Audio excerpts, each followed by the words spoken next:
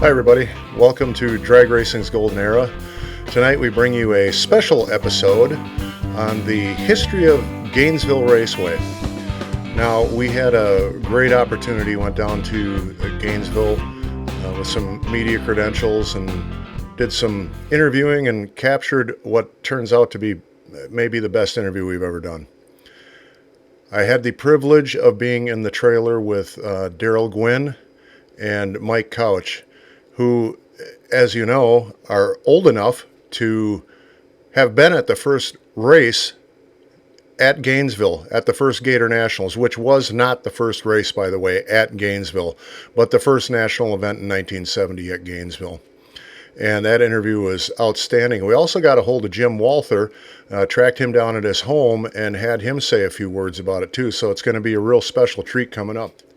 The roots of Gainesville Raceway track back to the early 1960s, a time when drag racing was rapidly becoming popular across the country, and it was a boom in street racing, right, that eventually led to these purpose-built drag strips. Gainesville Raceway, which opened in 1969, was a product of this growth and demand for more organized high-speed motorsport of drag racing. These kids just had to simply get off the streets. The strip was established in an era when racing was shifting from the more informal events to the more structured, professionally organized competition.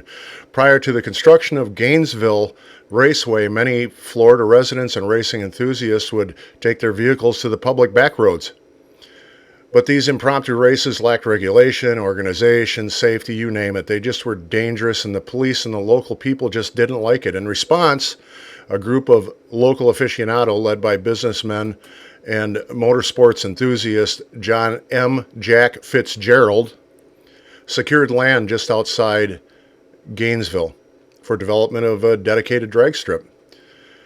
Gainesville Raceway quickly became known for its smooth track, well-maintained facility, a rabid crowd, I guess is what you'd want to call it. Enthusiastic doesn't really sum it up. A rabid crowd that supported the growth of the sport. The location itself was ideal, as Gainesville was easily accessible to race fans from both Florida and neighboring states.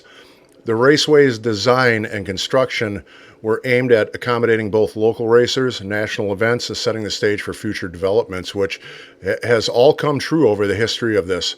While Gainesville Raceway began hosting local events and smaller races, it was the introduction of the NHRA Gatornationals in 1970 that would cement the track's place in the history of drag racing. The Gatornationals is one of the premier events in the NHRA drag racing series, and it quickly became known for its incredible competition, diverse field of drivers, loyal fan base, and again, rabid loyal fan base. Gainesville Raceway has played a critical role in shaping the sport of drag racing. The Gatornationals in particular stands as a symbol of the sport's passion, its innovation with guys like Don Garlits testing out new things at Gainesville, commitment to excellence, making it a beloved tradition for fans, competitors alike. As you know, as we look to the future, Gainesville Raceway will undoubtedly continue to be a cornerstone of drag racing for many, many years to come. And I'm happy to say that this year at the Gatornationals, there weren't a whole lot of empty seats, and I'm so happy to see that.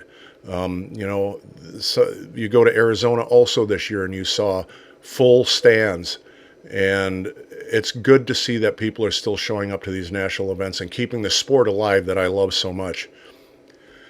In the interview I did with Mike Couch and Darrell Gwynn, Mike called me a few days after we did that interview, and he said to me, I think I got my dates wrong. And I did a little research on this, and it turns out that Mike was off by a year, but it's okay. That was 55 years ago. I don't expect anybody's memory to be perfect at that point. But what I found out by looking at some old NHRA records and newspaper clippings and stuff like that was that Gainesville Raceway actually held its first race, which was, I believe, a non-NHRA sanctioned event, just a race, December of 1968. Then there was a divisional race, according to what Mike's remembering was and what I saw from reading several articles. There was a divisional race in 1969, and and there may have been a few other races in there. I'm not quite clear on that part of the history, but then in 1970, that's when the inaugural Gatornationals happened. So that is my introduction to what turned out to be one of the most spectacular interviews I've done about the history of the sport. And as you know, the list of people who are still around to be able to claim that they were at the inaugural Gatornationals is getting smaller and smaller every year. So sit back and enjoy as I bring you Darrell Gwynn, Mike Couch, and Jim Walther talking about what they remember about the first race at Gainesville Drag Strip and the turkey trots and everything else that happened down there in those early days. Hey DRGE fans, this is Mike Couch, son of Buster. I'm sitting here with my favorite little turd, Darrell Gwynn, who I've known He's called me that forever, by most the way. of my life. And we're going to do a kind of a deep dive on the history of Gainesville Raceway. Construction was started in 1968, and I first saw it in the spring of '68 because my old man was dragging me off about every 2 or 3 weekends down here to check on progress, because the progress all hinged on whether we could get the inaugural Gatornationals here in the spring of '70. So they worked all through '68 and finished the track up for the most part in the early fall of '69. Now Darrell and I are one of a dwindling number of people alive that actually attended the first event here at Gainesville, because it was a test event for the Gatornationals. It was run 1st of December, and for those of you that know, that race became the Turkey Trot Nationals, which was the linchpin of the winter racing series we had here in Division II, along with Miami and Palm Beach and Bradenton. Let's see, I think we just determined Darrell was 8 when we ran that race. Yes, I remember being here. I was 14. And it was interesting, I did a little research and found an article from the Gainesville newspaper, and a friend of ours that we were just talking about a couple of weeks ago, Charlie Mulder of Hopping Gator fame, actually won the event. Yeah, nobody knew. A lot of people don't know who Charlie Mulder is. Yeah. I knew him very well, growing up around here and stuff. Now, tell me, didn't your dad need to get this construction done and have you down here and have him down here checking on this place? Because didn't he tell the owners of this place that I'm gonna get you a national event if this thing will work? That's exactly right. He said, here's what you need to do when you build the track, length, width. Yeah, and he pretty much promised them a national event almost. Well, he said, if you build this racetrack, like I'm saying, we'll get you a national event. And the reason he was able to say that with confidence is we had just lost the Spring Nationals, which had been run at Bristol, Tennessee, when Larry Carrier flipped over to AHRA. So you had nothing in the South. So we had a big incentive to get another national event in the South. To think that's how this whole thing happened, Yeah. That's crazy. And the traditional first weekend or second weekend of March was done quite intentionally, because we wanted to pick up on stragglers from speed weeks at Daytona's and or bike weeks. Yeah. So, when these people were down here, they, go to bike week and then come over to Gainesville, go to drag racing. And Sebring. Yeah. Sebring was another one that they, were always around the same time. So what was the guy's name, the original owners of this place? Jim Rawlerson, who was a local grading contractor, did a lot of work for Florida State DOT. He owned the land. He owned 200 acres here, and eventually added some more acreage through the years because we needed it for spectator parking, because this thing just exploded. It's a good thing. And Jim and a friend of his who was very big in the Chamber of Commerce in the Gainesville community, a guy named, he was a Lincoln Mercury dealer to my recollection, named Var Hall. And he got the Gainesville community on board And Buster was selling them on the economic impact and stuff, and the Gainesville community was just, they were behind this thing, lock, stock, and barrel. All I know is when I showed up here for the Gatornationals in 1970, the people were 5 deep at the fence, and every grandstand was full, and it looked like, how do I want to say this without, they didn't look like mechanics, but they were all guys into cars. You could see the looks on all they were the car culture back then, Well, they might have had their sleeve rolled up with a pack of cigarettes, but they were like, big time car guys in the audience, and it was really just cool to see some of those iconic. There's a picture in the tower here, of that day, and you look at the people in the grandstands. Speaking of grandstands, I mean, you see these huge ass grandstands here now. When we ran the first Gatornationals, the grandstands were 12 rows high. 12 rows high. And they went to maybe on the pit side, the 800-foot mark, and probably about the 400 or 500-foot mark on the spectator side. Yeah, but they were 5 deep at the fence too, man. Oh, we had that, state-of-the-art 3-story tower, which was quite unusual for a lot of the drag strips in the South back then. Absolutely. I remember, I was just telling this story before we went on camera. I remember as a kid, 8 years old, standing by that tower and watching the 2 Candies and Hughes funny cars meet up for the final, and that was one of the most iconic moments of that weekend was those 2 cars teaming up. I'm sure Brett Kepner will fact check me or something, but I think that possibly could have been the first NHRA national event team car final. Yeah, that's a good point. I'm not 100% sure, but it was possibly. Yeah. Well, let's talk about what was in the pits. There was dirt. Well, there was dirt and there was asphalt, and it was dirt and asphalt. But when I first came here, and when he first came here, there was a fenced-in area over here in the pit area, and it had a moat around inside the fenced-in area, and inside the moat it had a sign that says Gainesville Raceway, and that whole moat was full of alligators. Yeah, and didn't the tech guys go over there and put up another little sign that says protest area? Yes, I do remember that. There's a picture online of that iconic alligator pit, and it was a great idea. I still think it's a great idea because it's the Gatornationals. Well, and all the little kids, and the kids loved it. We'd go over and hang out at the alligator pit. Yeah, I'd throw hot dogs through the fence and everything else because they were there. They were, and it was the Gator's name.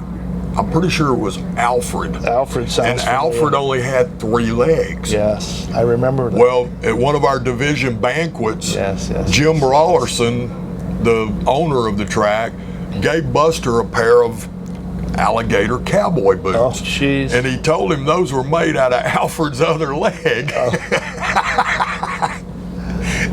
Oh man. But Gainesville has just been, from the time those phone calls were made between all those business people and your dad, and what it's become is, a lot of credit to everybody that put this place together in the beginning. I remember as a kid hearing about a racetrack being built in Gainesville, and obviously we came here in '69 to test the track out and test my dad's car out. Before the Gatornationals, like Mike was saying, they had a little warm-up thing, and it was, I was only 8 years old, and I hadn't been to a national event to that point. My first big national event was after this. 70 Gatornationals was the U.S. Nationals. But going back to the Indy, I just remember that this place was full of people, and I don't know if it was 70, but maybe 71 too. I have it so etched in my mind that it was the weekend after Bakersfield, and Bakersfield March Meet at the time was a really, really, really big Top Fuel event. Yeah. And Warren and Coburn and Miller, they'd slap their ass in Bakersfield, and those 3 tall guys that worked on that ring for all those guys were all 7 foot tall. They finished Bakersfield, and they got in that station wagon with that fiberglass trailer behind, rain for rent trailer, and they drove that thing to Gainesville. And when they got out, they still hadn't showered, and they got to work on that car. And I'm telling you, that happened several years when they would won those 72 and 3 March meets and stuff back then. It was it's so etched in my mind just watching those guys pull in for the first time in a wagon, towing this thing with 4 big tall dudes getting out of it. Well, you know, that's how important the Gatornationals was. People would drive all night from Bakersfield. There was a confluence of events that really made Gainesville as just successful as it's become. It was like the snowbirds be coming down. Well, yeah, I mean, East Coast guys. We were trying to get the people that were in Daytona to stop and come see the races. Number 2, it gave all the Northeast racers and the Upper Midwest that was racers their first race. A place to come. Man. You know, this was way earlier than they were used to racing. They came down and they looked like they'd been in a coffin all winter. They were all white, you know. They wanted to come to Florida, you know. And Gainesville's always been known to be a fast track. Yes. So that led some of the West Coast hot dogs like Warren Coburn and Miller to make the trip east. Yeah. You know, we're going to go back to that fast track where all these guys are making all these numbers. Yeah, and I will say this without any hesitation. Once the first Gatornationals happened, it was a race that everybody wanted to win after that. Mm-hmm. It was that important of a race right off the bat. You know, obviously the standard bearers were always, you know, the Winter Nationals at Pomona and the Nationals at Indy. But yeah, I think Gainesville was right there with Pomona. It was. You know, I mean, nothing touches Indy, obviously, and never will, I hope. Yeah. But Gainesville's a big one for them now compared to some of the other ones. Yeah. I tell you, I worry about the car culture in California. You know, we still have some good culture here in Florida. But you know, these people live for going to the Gatornationals, and there's a lot to do around Florida this time of year compared to the one there was back in the day. You know, actually, Palm Beach was built before Gainesville. 66. Yes, by the Buchek family, and they were grading contractors. Yeah. The reason Palm Beach didn't get a national event is because they didn't have enough usable land there to have the space we needed to run a national event as far as pits and spectator parking. But, you know, and then Gainesville, once it was completed and in operation, it led to Bradenton, Florida being built. Yep. And that was built Norm like Johnson 73. built Miami Hollywood Speedway Park then. Yeah. So that there was built Miami Hollywood was built in the 60s. It was built in like 66 or 7. Was it that early? Yeah, it was. Miami Hollywood was that early. Yeah, we did have Miami, but there was no there was just a promoter there with no, you know, I think there was it had lots of sanctions in its day. I can't even remember to tell you which ones and which years, but I think it started NHRA, and you know, because we were running points meets there. And, I do remember that. Winter Series stuff, and yeah, I mean, coming in the little state road from the airport side, you come by this campground, and I mean, these were hardcore, party hardy drag race fans. My fans, amen. And every year they'd have a new sign up and say speed limit, you know, 230. Show us your tits. Speed limit 240. And then, you know, of course, the most iconic one was when Bernstein hit the 300 number. Then, you know, they had the speed limit 300 miles per hour. Yeah, they'd stand on the side of the road, you know, all these guys all out there drunk and everything, and asking the girls to, you know, flash them. And hey, that's drag racing fans at their best, buddy. That's right. We had fun. Yes, we did. Thank God there was no cell phone cameras and all that other mess they got now, because some of my, well, I've got great memories from Gatornationals and being at Gainesville Raceway. I think, you know, just as I look back, I think probably the biggest thing was just growing up at this place, coming here with my dad, racing all those years with my dad, being so close to winning it with my dad several times, and coming here and racing here on my own, and then winning the Gatornationals in 1984 with my alcohol car was just, you know, one of the biggest wins of my career as an alcohol driver at the time. And the crowd went wild. Yeah, it was great. I raced my fiance at the time. Her dad's car was in the other lane, and driven by Donnie Irvin. And he was a good car. It was a Donovan, and he'd run strong all day, and we met in the final. And got my girlfriend's dad is the owner of that car that I'm racing in the final. So it was pretty dramatic for my first win.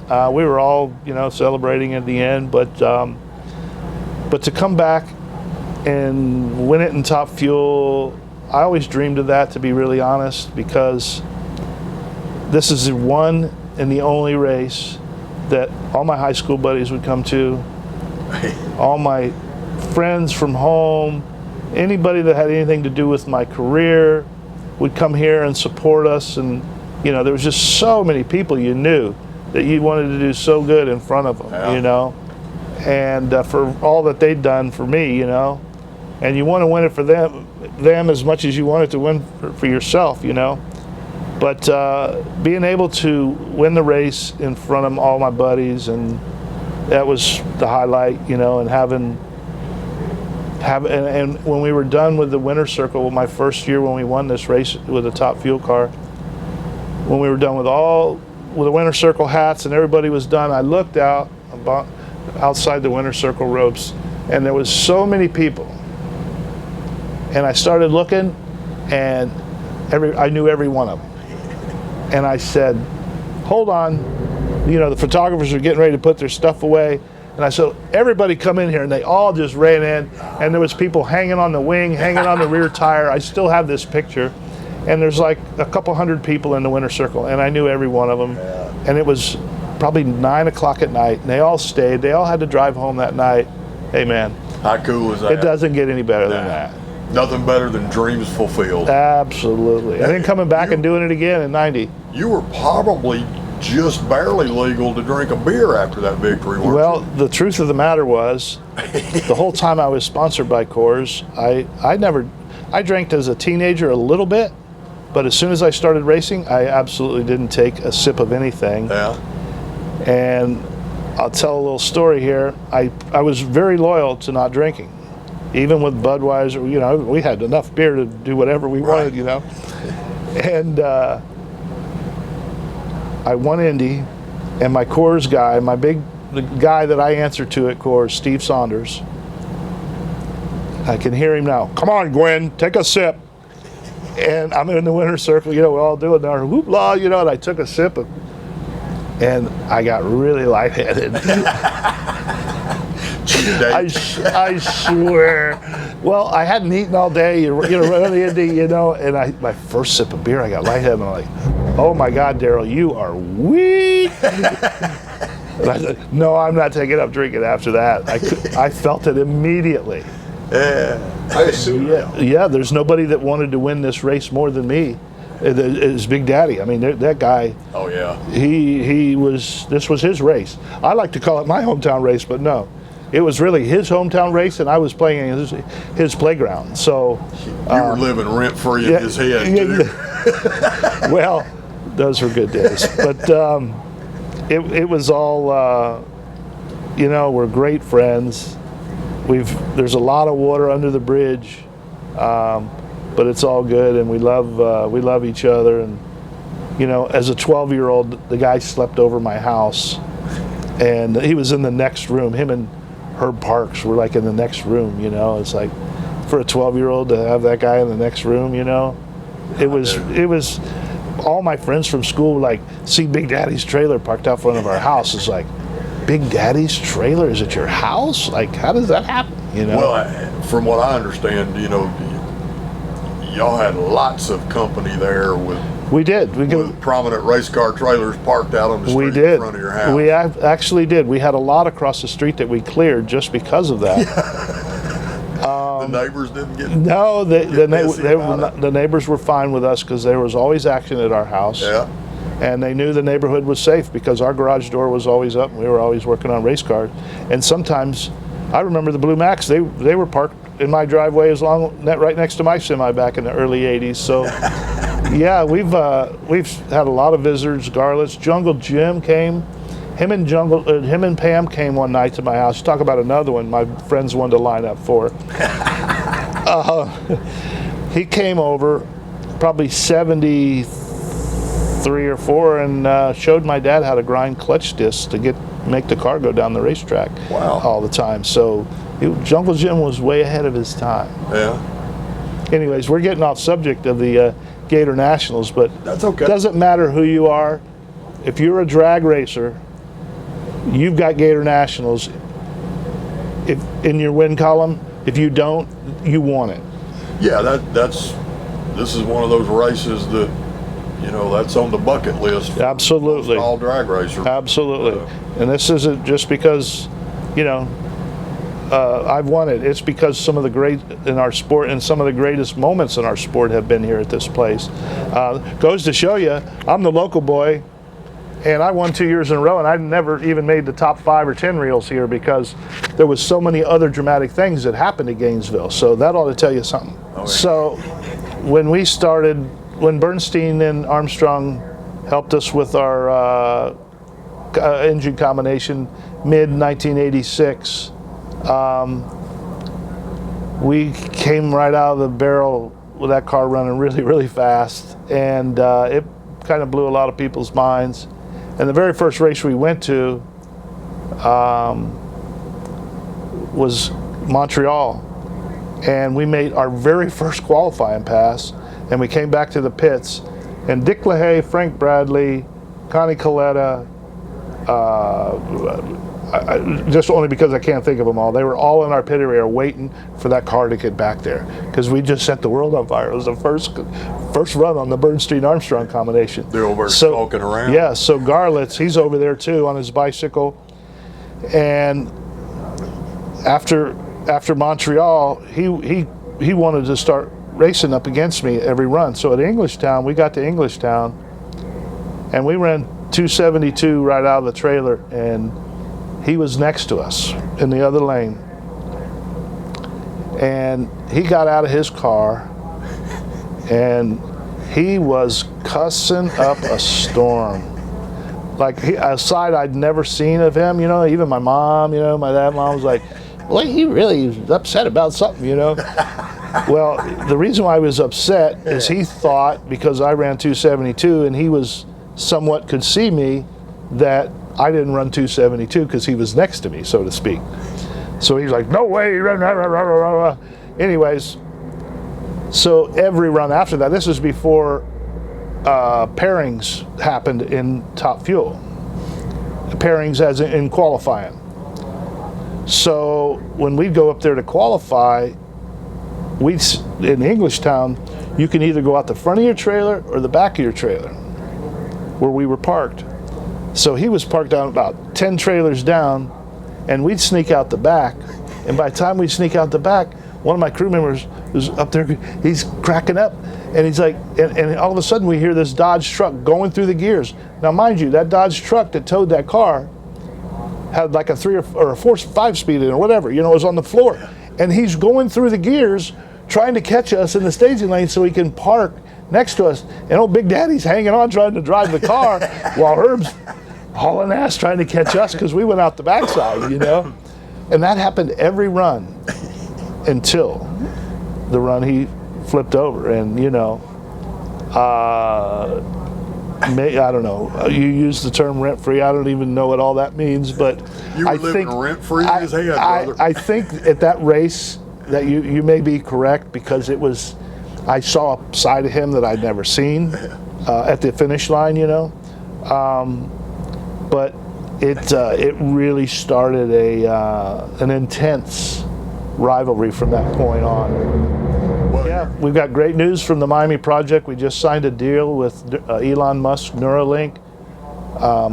It's so technical what this device does that I can't even explain it properly, but it's supposed to be able to, in the future, be able to your brain be able to tell you what your limbs can do and what your body can do. So again, it's way over my head. I could barely make a top fuel car go, so I'm sure I can't make, I'm sure I couldn't figure that out, but I'm very interested in the Miami project's progress in that area, because it's what's coming in our future, and I hope I'm around long enough to enjoy some of that. But in the meantime, they're full speed ahead at the Miami Project Research Center, trying to make good things happen. Well, Turd, I really thank you for talking to us. Me and you've been friends for forever. I always looked up to this guy and his mom and dad. Very special people. I saw them long before everybody else knew who Buster and Ann. Buster and Ann were, because we got to see them in the 60s, in the early 70s, long before they, like I said, they became such iconic figures in our sport. But they ran the NHRA on the East Coast. Fair to say? Yeah, Buster was dual division director in 65, 64 and 65 in Division 1 and 2. But he couldn't deal with the Yankees, so he said, "Nah, you gotta get." Well, and I can tell you though, but when we came to Gainesville, it didn't matter who was here. Buster was the boss. Oh yeah, Buster was the boss. I remember him. Yeah. I remember come through in like 72 or 3. We had a bad rainstorm here, and all the top fuel guys started drinking and carrying on and playing cards. And his dad came on. All of a sudden, bright blue skies, and everybody's like, "Uh-oh." Buster got on the loudspeaker and says, "Top fuel eliminator, the staging lane's in 15 minutes. True story. And Tarzan's over at the ambulance getting oxygen, and there's a line lined up for all these guys, Dakin and all them guys. Yeah, it's a good thing we didn't have the blood alcohol content thing there. We'd have had one car field. I know, right? And that'd have been you. Yeah, exactly. I like that.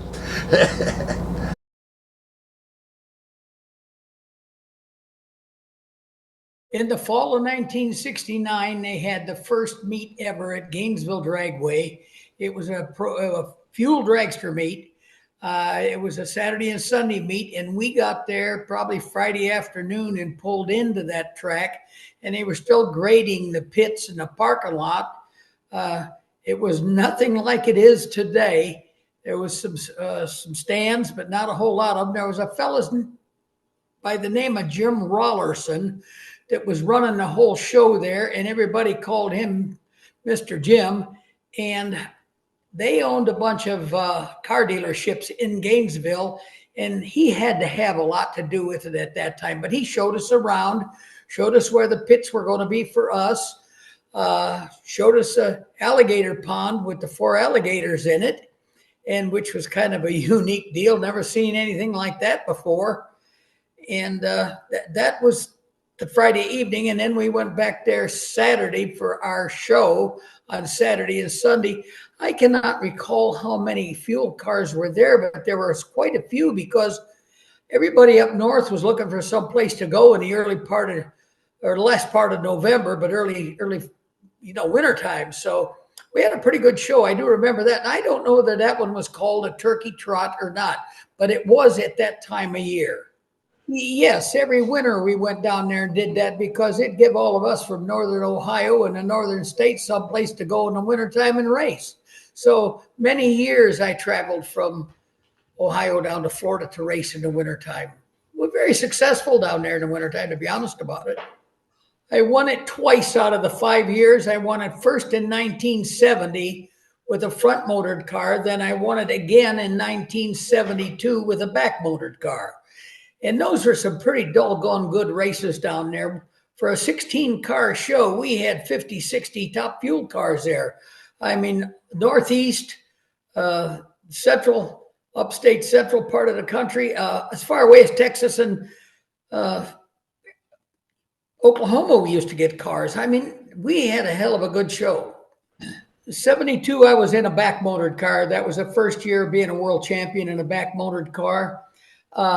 the way it worked back then and up until 1975, with NHRA, you had to participate in so many of your points meets in your own area or own division. You had to participate in a couple of meets outside of your division, points meets, and to participate in national events to earn enough points to get invited.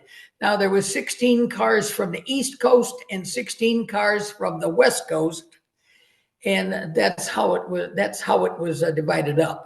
Last race I was at Gainesville had to be probably 1975.